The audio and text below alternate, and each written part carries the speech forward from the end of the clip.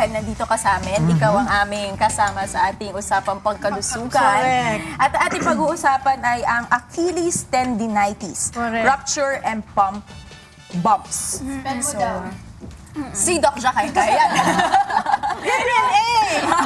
Kailangan ituro muna ni Doc Johnny saan ba yung Achilles. Sige, kunin mo si Lito. Dahil Ganon. Ay, tuturo ko na. Yun ba yung sa Achilles heel? yes, yung Achilles heel. So basically, yung Achilles, ayan, kinuha talaga ni Pikay. Yung Achilles tendon kasi from the gastrocnemius muscle going down, yan. Siya yung nagko-connect dun sa ating malaking muscle sa likod ng calf, papunta sa paa natin. Thank you so much, my dear. My friend Lito. Okay. Turn around. Ayan. So ito May yung... camera naman sa likod eh. Ha? Sige. Asan ba? Go, go. Oh, okay, so this is the gastrocnemius muscle and then this is the Achilles tendon. Now, very precarious yung blood supply. Pakibaba pa pa. Ay, naku, nakaharang. Ayun. Very precarious yung blood supply dito. So sometimes when we have eccentric contractions or yung biglang pag-jump, let's say when they're playing basketball, nagkakaroon siya ng punit dun sa area. Ngayon, the other thing that can happen is because of wear and tear, like yung palaging tumatakbo, palaging nag-jump, which is common in mga athletes, what happens is nagkakaroon siya ng inflammation and irritation on the area, causing a rupture. It first happens na nagkakaroon ng tinatawag na inflammation, so tendinitis or tendinopathy muna siya. And then, pag repetitive na yung injuries, ganyan, pwede siyang magkaroon ng punit. Ngayon, ano naman yung pump bump? Pag sinabi mong pump bump, yun yung mga tao na may malaking bukol dito. Because of the pumps.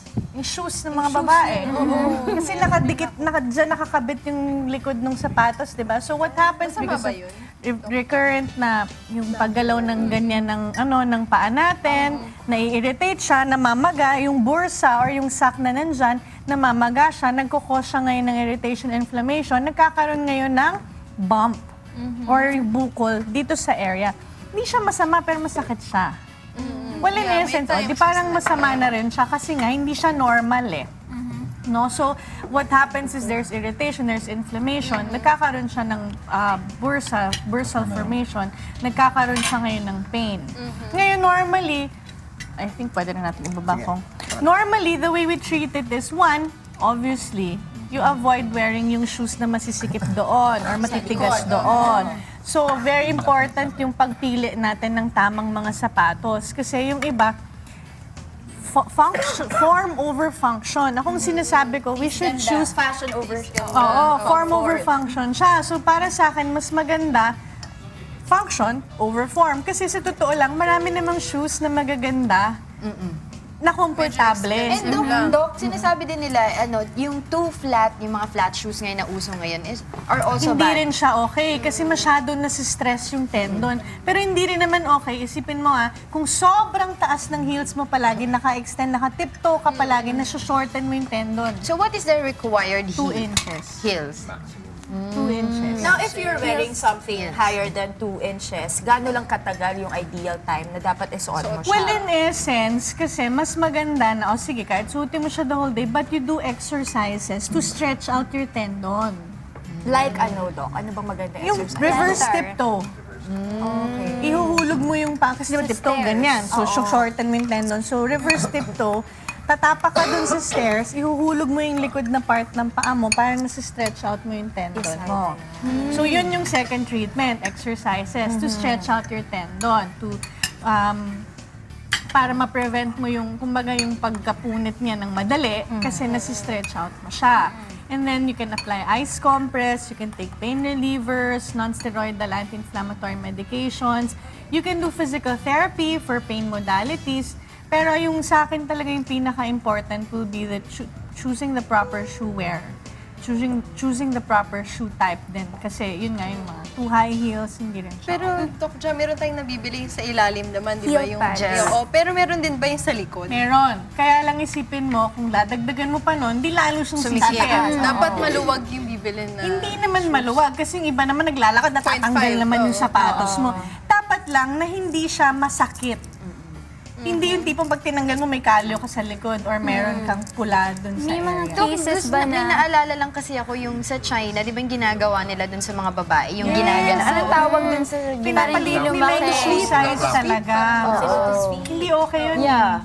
I Sa can anime imagine. lumaki, Tapos pati yung ano nila, yung mga toes nila nakabaluktot hindi siya na, di ba? okay. With regards to pump bumps, may mga cases ba na na-operahan Yes. siya, tinatanggal? Worst case scenario, pwede mo siyang tanggalin.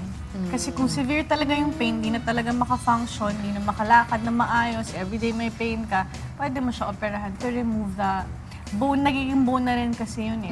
Titigas na siya. Hindi mauulit yon. Yung pagtubo niya. Sometimes it comes back. Pag hindi mo ginawa yung proper way. I have one tip pala. I think nasabi ko na to before, pero anyway, sabihin ko lang ulit. Kapag yung mga bago sapatos, kasi normally, di ba, matigas yung sa likod.